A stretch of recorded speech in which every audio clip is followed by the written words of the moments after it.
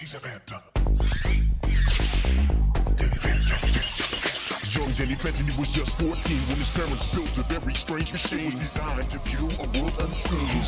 When it didn't quite work, his folks they just quit. Then Danny took a look inside of it. There was a great big flash, everything just changed. His molecules got all rearranged. He could walk through walls, disappear and fly. He was much more unique than the other guy. And it was then that he knew what he had to do. He had to stop all the ghosts that were coming through. He's here to fight for me and you.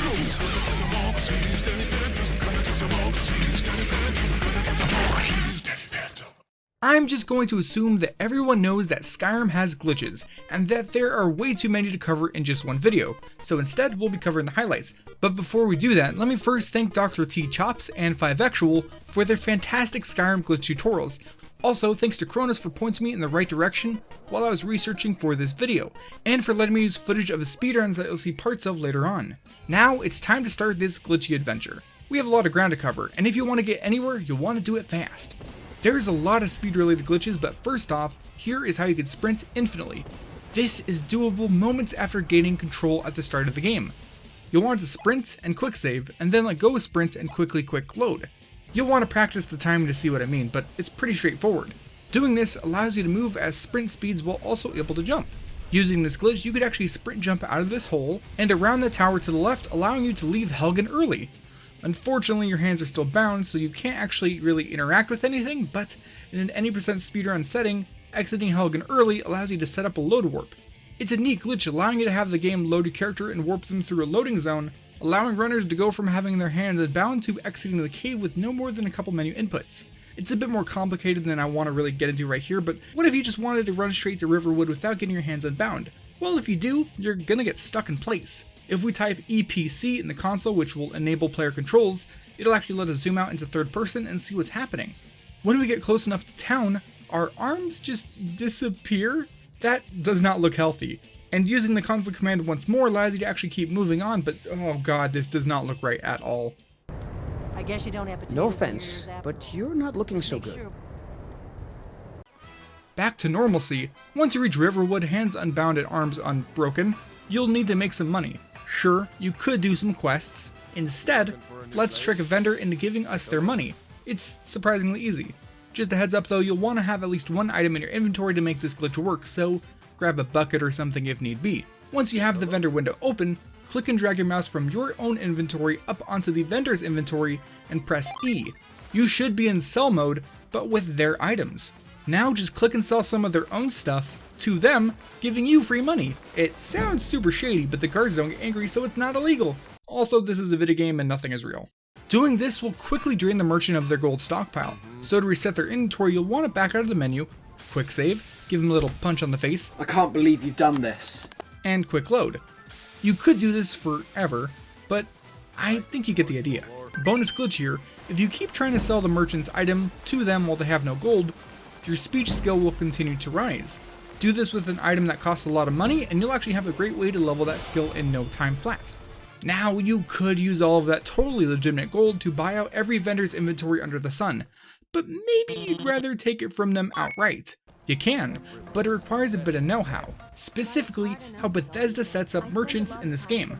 You see, every NPC that sells items has a connected chest containing their inventory somewhere nearby. Usually it's hidden out of bounds below them. Accessing those chests can vary in difficulty. For an easy time just out of solitude, if you crouch in this spot and look down, you could actually access one such chest. It's easy loot, and in game terms, it doesn't count as stealing, though morally, it's neither here nor there. If you'd rather work for your ill-gotten gains, you could actually use the whirlwind sprint shout in Whiterun to go up onto the companion's building, then sprint shout this direction over and past the barrier, allowing you to walk outside of Whiterun. Just be careful though, because this can easily shatter ankles. Parkour.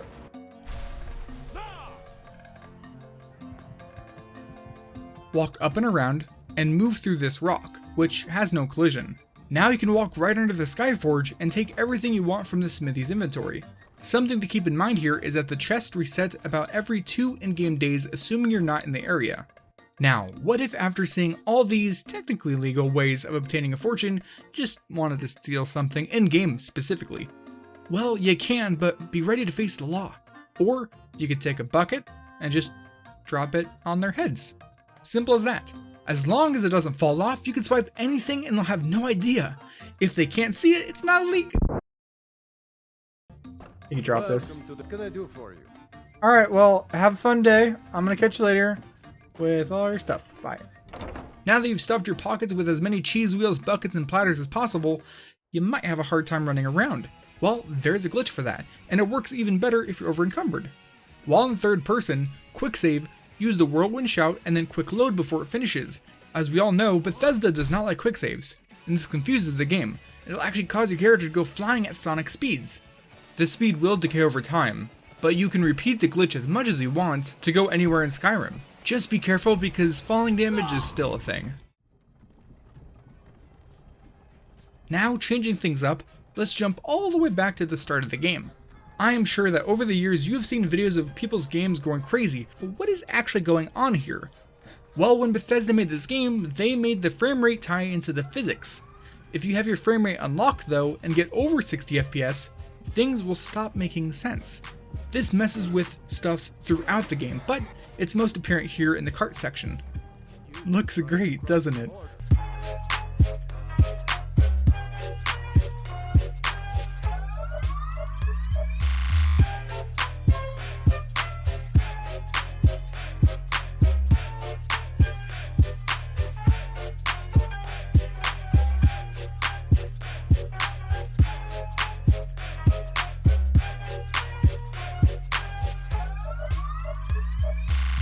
There are two things that Skyrim is truly known for: horses and mountains. Both are needed for a few of the glitches upcoming, so let's buy ourselves a horse and get to the top of the mountain. The most logical way to get ourselves to the top of the mountain is obviously to fling our bodies up there using bizarre Bethesda physics. Here in Riverwood, you could use the sawmill to split logs in half. When you do this, the log will fall onto the pile, and after a short while, it'll disappear. But it's actually just reappearing onto the stack of logs. If you ragdoll onto the log just before it disappears, this movement will actually get you thrown really far into the air. The classic song I usually play here is the DuckTales Moon theme. So you could probably enjoy it. Oh, what? What are you doing? Oh my god, his arm is inside of him.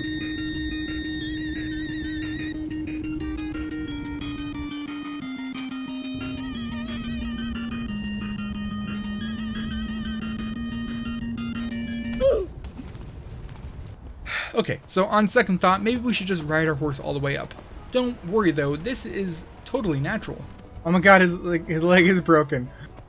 Oh, ooh, seeing through the universe, didn't mean to do that. Oh.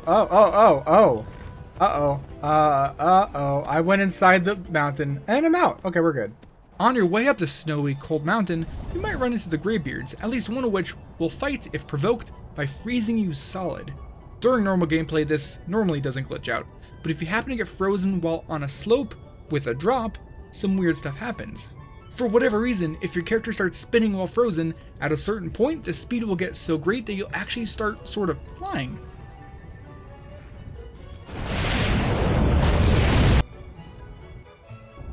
Have you ever had a helicopter parent this bad? I don't think so. Oh god, I think it worked. It's not what I was expecting, but it worked. Of course, you can do this to others, if you so choose. Let's release a pack of frozen frost trolls in the wild, down the mountain, and see what happens. It's majestic. Oh my god, they actually hit me through this? Oh no, I didn't know they could do that. I'm an idiot. Okay, oh god, oh no! What? Wait, I don't think this is normal. Oh, wait, there's my body. Wait. There we go.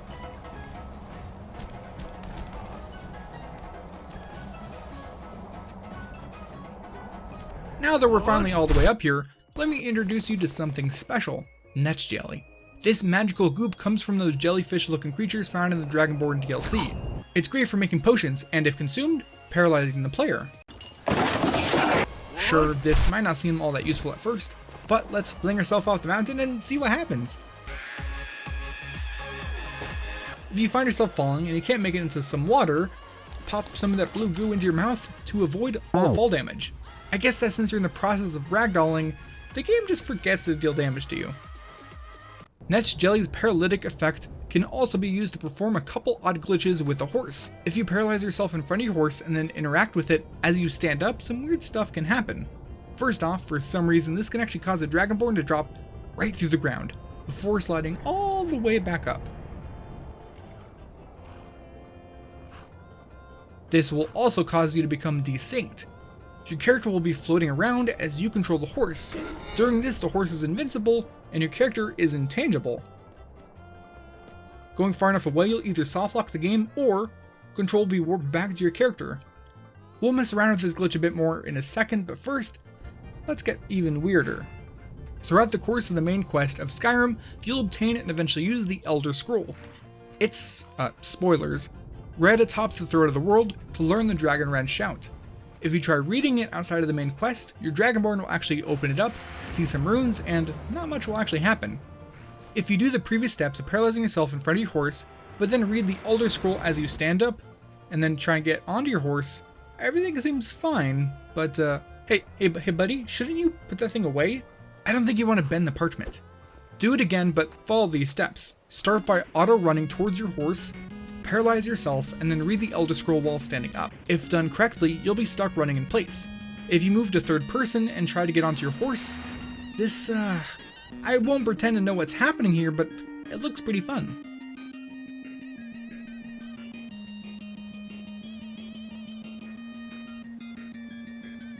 So if you use the Elder Scroll, usually it's one and done. Nothing special. If you use the Elder Scroll while inside of a container's inventory, you could actually use it multiple times, which will all go off at once when you exit out.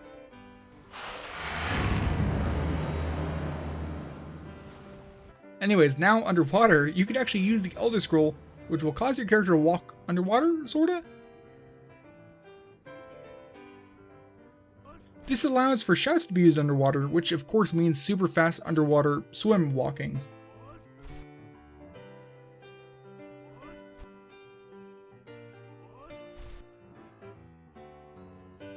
Back to that whole Dragonborn horse riding desync thing. While doing this in Riverwood, I happened to fall underground, but rather than popping back up like normal, I fell into some water, causing me to start swimming on land. Who says you can't enjoy some fun in the sun every once in a while? Also, that means we got running underwater and swimming on land. That covers all the bases, I think. While doing this, you could actually go into the first person view, and the game will act like normal. That means that you can do the sprint shout glitch to go super fast while swimming.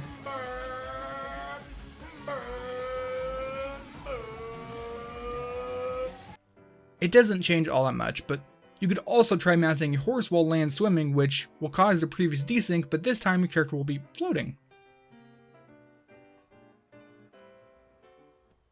A lot of this episode has been going about above and beyond our limits, but what about through? Everything in this universe is made of atoms, and there's a surprising amount of space between each atom that makes up all solid objects. If one were to vibrate their body at just the right frequency, nothing would happen because this is Skyrim. There is, however, a glitch that lets you clip right through walls.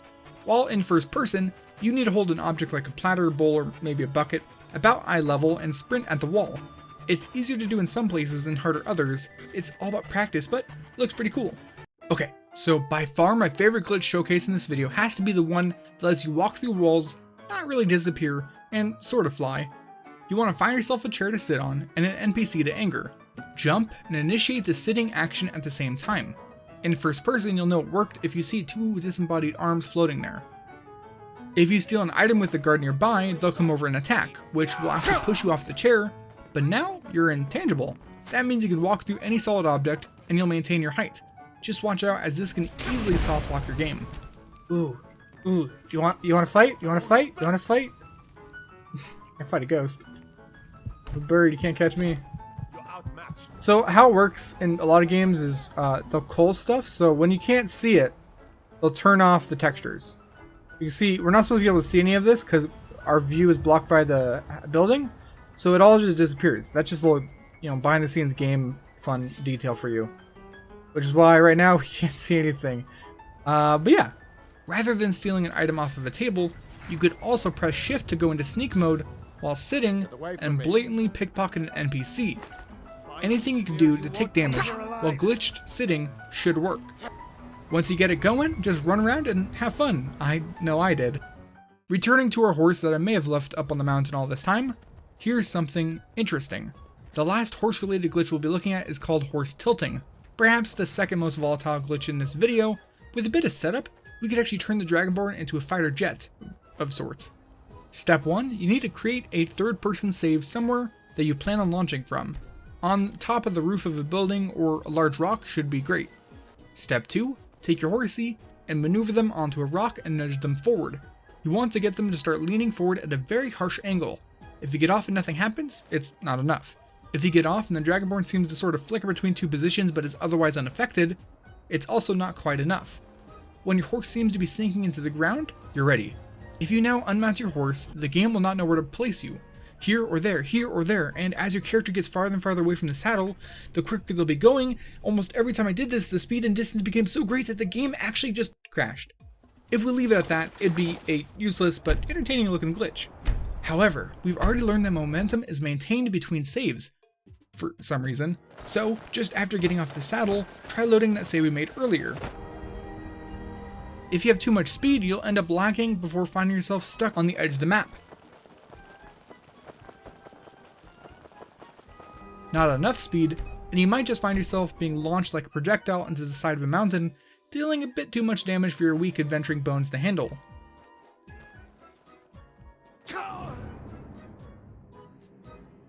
One of the hardest parts though, in my opinion, is getting just the right amount of horse tilting speed to have your Dragonborn power walking through the sky. I was able to nail this sweet spot a few times in my own attempts at the glitch, but like all things, it takes practice to become consistent. The horse tilt has an ethereal variation called the ghost tilt. It has the same setup for the tilt itself, but the launching off save you actually want to save just as you use a crafting station. A tanning rack should work just fine. Now when you take all the horse tilt and speed and transfer it over, you'll find that your Dragonborn no longer collides with objects. This allows you to blast right through any and every mountain. It's somewhat beautiful. So one glitch that I want to make sure gets mentioned is bucket flying. That's where you drop a bucket where you're standing, look down, and grab onto it. This will pull it up and pushing you up. The cycle continues and you can actually fly. I couldn't pull it off myself, but it is a handy glitch used in speedruns, so I think you should at least know it exists. One of the few things we haven't really touched on so far has been level related glitches. Well, here, have one. This one isn't very easy to set up, but I think it's neat. You'll need the telekinesis spell as well as the Secret of Arcana power obtained in the Dragonborn DLC. That power, when used, makes spells cost 0 magicka for 30 seconds. While on one end of Skyrim, like here in Riften, use the power and then pick up a heavy object with telekinesis. Open up your map and quick travel as far as possible, like Solitude. When appearing in your destination, the game will have thought that you carried the object all this way with the spell, rewarding you with an easy 100 levels in alteration magic. Wait 24 hours in game and you can use the Secret of Arcana power again, and you can repeat the process having made the skill legendary for more levels. Boom, there you go. However, maybe that's not enough for you. Going into our final glitch of the night, day, whatever, I'd like to thank a few people. Shoutouts to Scratchcraft, Spiderick, and Heir of Thorondor. These viewers of mine stuck with me in my live stream where I did this glitch for the first time, and it didn't go very well. Basically, they held my hand as what should have been a simple glitch devolved into hours of madness. What is this glitch? Well, it's none other than the fortification loop. To get the loops going, we'll need a few things. Firstly, we need at least one item that has the Fortify Alchemy enchantment. We'll need many soul gems for enchanting, they give enchanted items their fruity flavor, and for the potions, we need a few ingredients. For Fortify Restoration potions, salt piles and the spade tails should work just fine. Once everything is in place, it's time to start the loops. So here's how it goes. You want to wear your Fortify Alchemy item or items, create a Fortify Restoration potion, drink Fortify Restoration potion, take off Fortify Alchemy items, and put those items back on. Now when you go to craft your next Fortify Restoration potion, which I hate saying over and over, it should be a bit stronger. That's the loop. Brew, drink, unequip, equip, repeat. Brew, drink, unequip, equip, repeat. Every time you create a new Fortify Restoration potion, it should be that much stronger, But here is where the danger begins. As the loop continues to brew, the potion's potency will grow exponentially. The goal here is to do the loop to the point where you can make incredible fortify enchanting potions and use those to enchant items with godlike powers. But here is where the issue lies. The enchantments can get so powerful they'll actually crash the game. So, oh wait, ring alchemy. Oh, my game crashed. Oh my god. Oh. Ironically, success is the true danger here. It's with great shame I admit that this took me like 2 hours to get right. I'm honestly losing it. I'm hungry. This is stupid. I know it's gonna be worth it for the video, but oh! And I was just about losing my mind as I was going in here blind, and with just the help of the chat, I eventually managed to find the sweet spot. That sweet spot that I found was 150,000% for the Fortify Enchanting Potions, which seemed to be high enough without crashing the game, at least for my game on PC. With this, the loops are ready, brother. I was able to make a set of smithing gear, each improving weapons and armor by 6.3 million%. Of course, this is overkill, but who cares? The fortification loop also has the side effect of eliminating all cooldowns on dragon shouts if you equip the Amulet of Talos after drinking a particularly strong Fortify Restoration Potion. As long as you don't take it off, you have infinite shouts. Also, while I didn't show it, you could also eliminate all magic costs by equipping the Diadem of the Savant, or whatever it's called. While you're here, you can actually enchant yourself items with Fortify Health, Stamina, Carry Weight, to become the ultimate god of Skyrim. Down at the smithy, using your overpowered smithing skills, you can create the weapon of choice. Mine is a simple iron dagger. Taking it back to the enchanter's table, after drinking another of our fortification potions, I crafted what I call the World Ender, a dagger capable of dealing 12,000 damage and absorbing over 8 million health upon each strike. Now you may be asking, who'd win in a fight? One overpowered boy or 10 ancient dragons? Well, see for yourself. No contest. Sure, there's a lot more odd glitches out there, but I think this one tops them all. And it's clear that after using this glitch, you become basically the all-powerful ruler of Skyrim. Nothing can stand in your way, and I think that's a great place to end it.